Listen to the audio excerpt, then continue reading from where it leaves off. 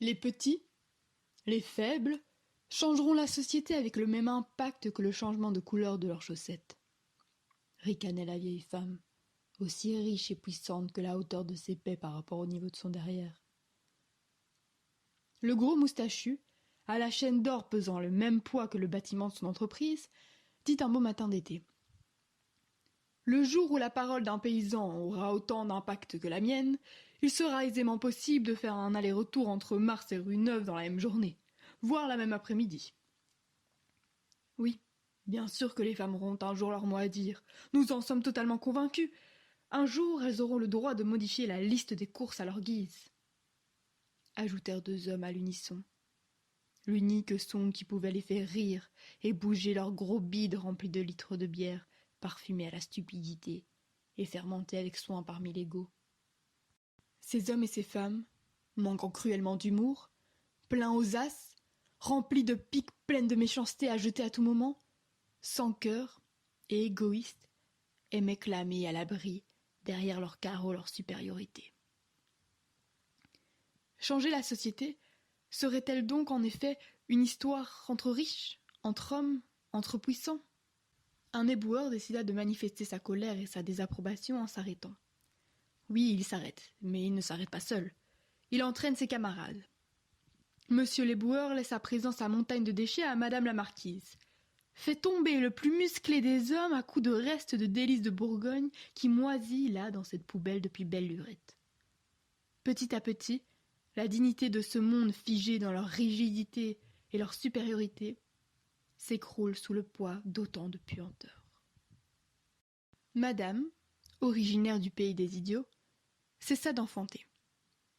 Madame, accompagnée de ses amis, laissa ces messieurs face à leur miroir voyant leurs rides apparaître, sans laisser la moindre chance à ceux-ci de voir un petit être leur ressemblant accomplir tout ce qu'ils n'ont pas pu faire.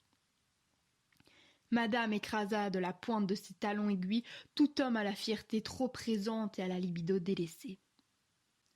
Monsieur le laboureur des champs cessa et entraîna alors une famine mondiale. Les hommes alors se retrouvèrent à quatre pattes, comme lors d'un temps qui semblait révolu pourtant, afin de développer leur odorat et de sentir, peut-être, des restes de nourriture dans les recoins de la rue. Cette même nourriture que ces gens jetaient négligemment à terre il y a encore quelques semaines. La jeunesse délaissa l'école. Ils remplacèrent leurs bancs par des soirées endiablées, des voyages aux saveurs exotiques. Ils couraient dans les rues, certains la joie au ventre, d'autres criant leur rage contre cette société qui ne leur laissait aucune place. Les adultes rirent de cette insouciance, jugée puérile, jusqu'au jour où ils se firent vieux et ne puissent plus accomplir leur travail. Peu à peu, leur rire mauvais laissa place à une profonde tristesse face au rire des enfants, qui ne leur offriront aucun avenir. Madame la politicienne eut beau ajouter des tonnes de parfum Chanel chez elle, les déchets ne faisaient que s'accumuler, la laissant dans une odeur nauséabonde. Les gros balourds de la rue d'à côté n'eurent plus assez de bière pour combler l'absence de leurs femmes. Leur vie, de plus en plus terne, se dégrada de jour en jour. À force d'être à quatre pattes, à la recherche de nourriture, les humains se confondirent peu à peu avec leurs chiens, jusqu'à ne plus savoir faire de distinction. Les parents, délaissés par leurs enfants, se laissèrent mourir dans leur divan en regardant par la fenêtre, espérant les voir revenir. Mesdames, messieurs les plus pauvres, parmi une série d'enfants avec un désir fou de vivre, embarquèrent parmi les camions de poubelle, tracèrent leur route vers la nouvelle société qu'ils décidèrent de bâtir. Tout le monde peut changer la société, car nous avons besoin de tout le monde. Toute notre vie, on nous dira de se taire. Toute notre vie, il y aura des gens qui ne croiront pas en nous. Toute notre vie, on croisera des personnes qui se sentent supérieures. Sauf que sans les personnes qu'il faut qu'on mange, qui nous divertissent, qui ramassent nos déchets, qui nous enseignent, nous ne sommes rien. Sans la jeunesse qui est censée être les bâtisseurs du monde de demain, eh bien il n'y aura plus rien.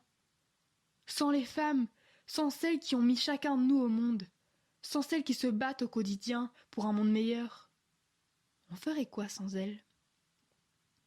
Chaque métier, chaque sexe, chaque âge, chaque origine. Tout le monde a son importance.